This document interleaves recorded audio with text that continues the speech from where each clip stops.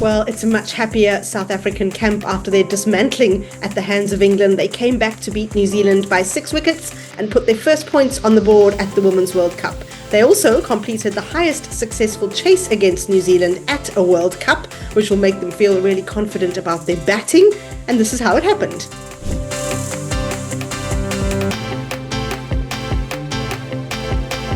South Africa sparked a New Zealand collapse of 7 for 44, and that was largely thanks to the left-arm spinner Nonkululeko Malaba.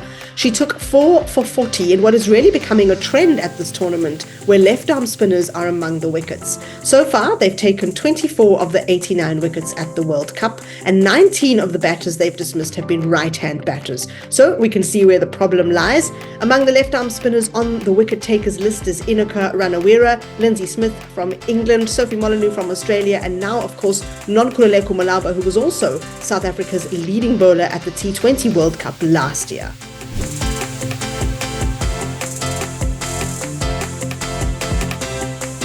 The other thing South Africa did really well was hold on to their catches. They took 6 all told, and 3 of them really stand out. The first one was Sune Lees to dismiss Mealy Kerr. Lees was standing at mid-off and initially seemed to go back a little bit, then quickly readjusted, came forward, dived forward, and took the catch close to the ground.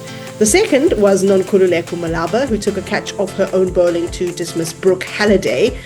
Malaba tossed it up, Halliday went for a big shot and skied it. There was plenty of time. Malaba called, had to get everyone else out the way, and then had time and space to take a good catch. But the headliner was Laura Wolfart standing at cover. It was the 9th wicket, Leah Tahuhu, which she claimed. She just stuck her right hand out, snatched the ball out of the air, and that could well be the catch of the tournament.